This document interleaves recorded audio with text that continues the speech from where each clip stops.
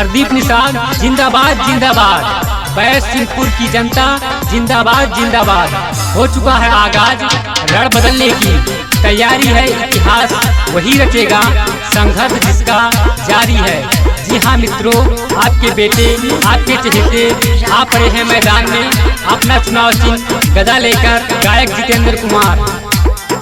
पारादीप भैया के प्रधानी जितावा, पारादीप भैया के प्रधानी जितावा। चुनाव चिन्ह गदा पर मोहर लगावा, चुनाव चिन्ह गदा पर मोहर लगावा। पारादीप भैया के मुखिया बनावा, पारादीप भैया के मुखिया बनावा।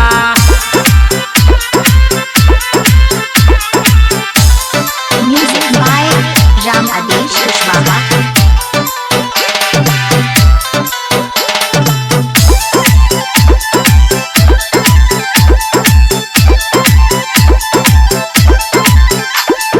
पारादीप भैया के मुखिया बनावा,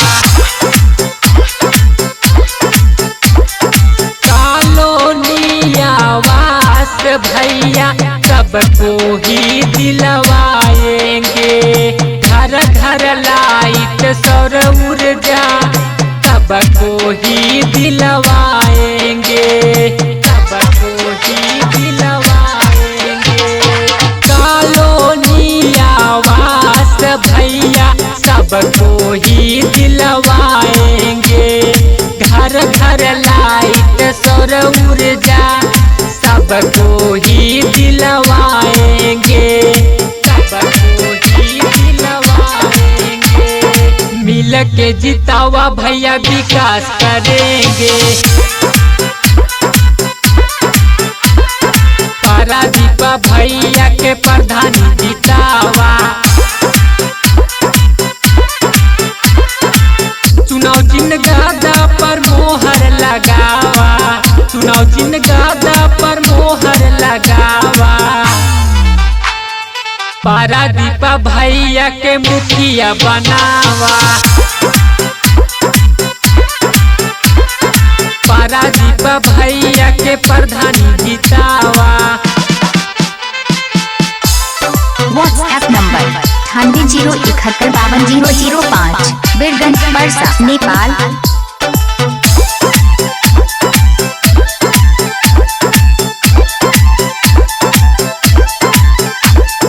पारादीप भैया के प्रधानी जितावा, पारादीप भैया के मुखिया बनावा।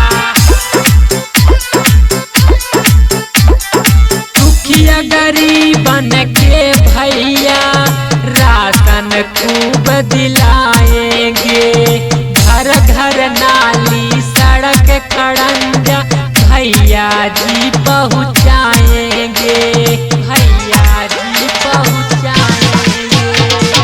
दुखिया गरीबन के भैया राशन खूब दिलाएंगे, घर घर नाली सड़क खड़ंजा भैया जी पहुँचाएंगे, भैया जी पहुँचाएंगे। मुखिया बनावा भैया मुखिया बनावा,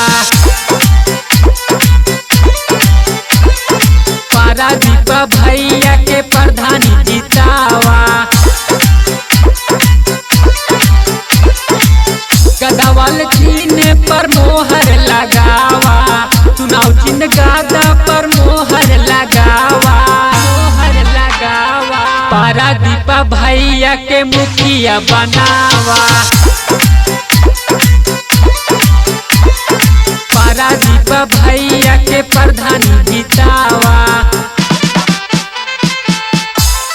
व्हाट्सएप नंबर 9801750005 बीरगंज परसा नेपाल।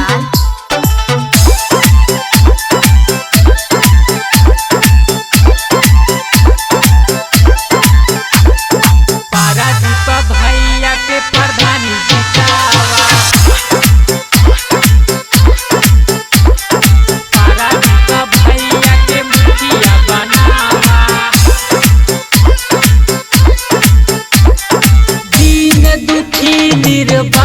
के हक में अपना फर्ज निभाएंगे। गली गली RCC रोड भैया जी बनवाएंगे, भैया जी बनवाएंगे। दीन दुखी निर्बल के हक में अपना फर्ज निभाएंगे।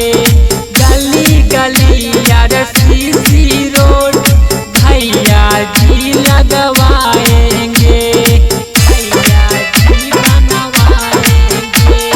मुखिया बनावा भैया मुखिया बनावा, पारादीप भैया के प्रधानी जितावा। गदावाल चिन्ह पर मोहर लगावा, चुनाव चिन्ह गादा पर मोहर लगावा, मोहर लगावा। पारादीप भैया के मुखिया बनावा, पारादीप भैया के प्रधान